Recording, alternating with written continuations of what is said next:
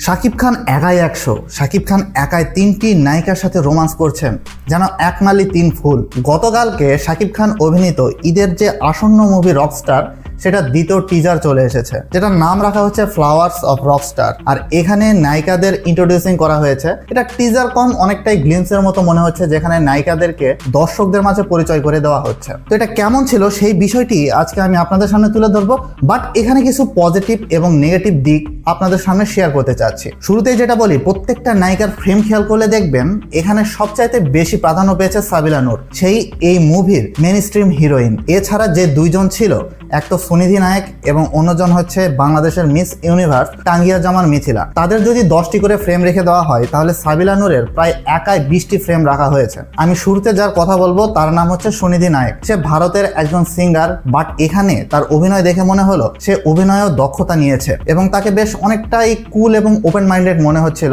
তবে তার প্রত্যেকটা ফ্রেম খেয়াল করলে দেখা যায় যে শুধুমাত্র বারের অংশেই তাকে দেখা গিয়েছে। এর পরের অংশে আমি বলবো টাঙ্গিয়া জামান মিথিলা সম্পর্কে। তার সম্পর্কে শুরুতে যেটা বলছি, যে সিনেমা হলে সিটি মারার মতো যে পরিবেশ, সেটা হয়তো বা মিথিলাই ক্রিয়েট করবে, কারণ তাকে এখানে বেশ বোল্ড এবং অ্যাট্রাকটিভ দেখা যাচ্ছিল। তবে তার প্রেক্ষাপটটাও এমন ভাবে দেখানো হয়েছে, যে সময় শাকিব খানের সাথে সে ফটো সেশন করছিল, তখন শাকিব খানের মনটা ছিল মরা, যেন সাবিলা নূরের সাথে প্রেমের ব্রেকআপ হবার পরে সে একেবারে মন মরা হয়ে গিয়েছে এবং তার যে আগুন, তার ভিতরের যে প্রতিভা, তার ভিতরের যে জোশ, সেটাকে ফিরিয়ে আনার জন্যই হয়তো এখানে মিথিলার আগমন ঘটবে এবং এটা সিনেমাতেও দেখানো হবে।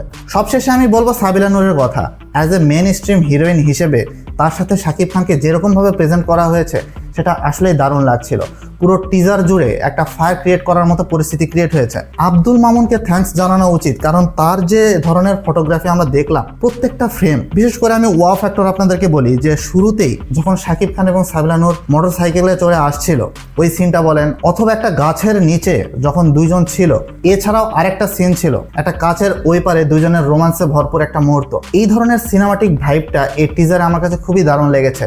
দেখে মনে হচ্ছিল ওয়াও, এই ধরনের সিনেমাটোগ্রাফি হয়তোবা বাংলাদেশে এর আগে করলেও এত দারুণ, এত মানানসই, এত নিখুঁতভাবে কখনোই করা হয়নি। তো শাকিব খানের সাথে সাবিলা নূরের আরেকবার কেমিস্ট্রি দেখা যাবে এই মুভিতে এবং তাদের যে প্রেমের গভীরতা, সেটা কিছুটা হলেও এখানে ফুটিয়ে তোলা হয়েছে। এই টিজারটিতে অনেকটাই চেষ্টা করা হয়েছে কাটগুলো এমনভাবে রাখার যেন এখানে কোনো গল্পেরই আঁচ বুঝতে না দেওয়া হয়। একটা জিনিস খেয়াল করলে দেখবেন যে সাবিলা নূরের সাথে শাকিব খান যখনই ফ্রেমবন্দি হয়েছে, তখন তার হেয়ার স্টাইল ছিল ভিন্ন এবং একটা জায়গায় যেখানে বেনি চুলে তাকে দেখা গিয়েছে এবং যখন দুজন একে অন্যকে জড়িয়ে ধরেছে, এটা আমার কাছে দেখে কিছুটা মনে হলো এটা ক্লাইম্যাক্স হতে পারে। তো হ্যাঁ, টিজারটা ভালো ছিল, বাট এখানে গল্পের একটু আঁচ কিন্তু দেখানো হয়েছে।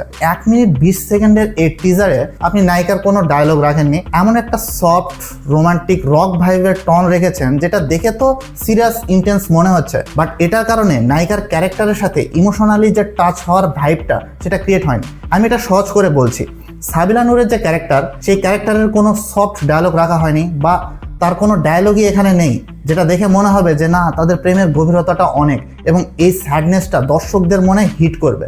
যদি এরপরে ট্রেলার আসে তাহলে কোনো সমস্যা নেই, এটা একটা এক্সপেরিমেন্টাল ভিডিও ছিল এবং এই টিজারটা বেশ দারুণ ছিল।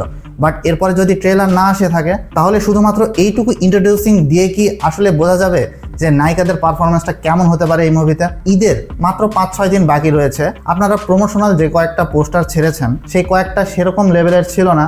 একটা গান এসেছে, যেই গানটা নিউট্রাল অডিয়েন্সের কাছে ভালো লাগবে, বাট এটা কিন্তু সেই হাইপটা ক্রিয়েট করেনি যেটা শাকিব খানের মুভিতে প্রয়োজন। যে 2টা টিজার এসেছে, এই 2টা বেশ মোটামুটি ভালো ছিল, বাট এমন কিছু এখনো সৃষ্টি হয়নি যেটা এই মুভিকে আকাশ ছোঁয়া বলে মনে হতে পারে। ঈদের মাত্র 5-6 দিন বাকি রয়েছে। এখন কি প্রমোশনাল ম্যাটেরিয়ালস নিয়ে আমাদের সামনে অপেক্ষা করছেন আজমান রুশো, সেটাই দেখার বিষয়। বাকিটা যদি তুমি আমার সাথে একমত হয়ে থাকো, তাহলে অবশ্যই একটা লাইক করবে, শেয়ার করবে আমার এই ভিডিওটি। আর এই টিজারটি তোমার কাছে কেমন লেগেছে তা অবশ্যই কমেন্ট বক্সে জানিয়ে দিবে। আমার কাছে তো বেশ দারুণই লেগেছে। দেখা হচ্ছে নেক্সট ভিডিওতে। আজকে এখান থেকে বিদায় নিচ্ছি। Good bye.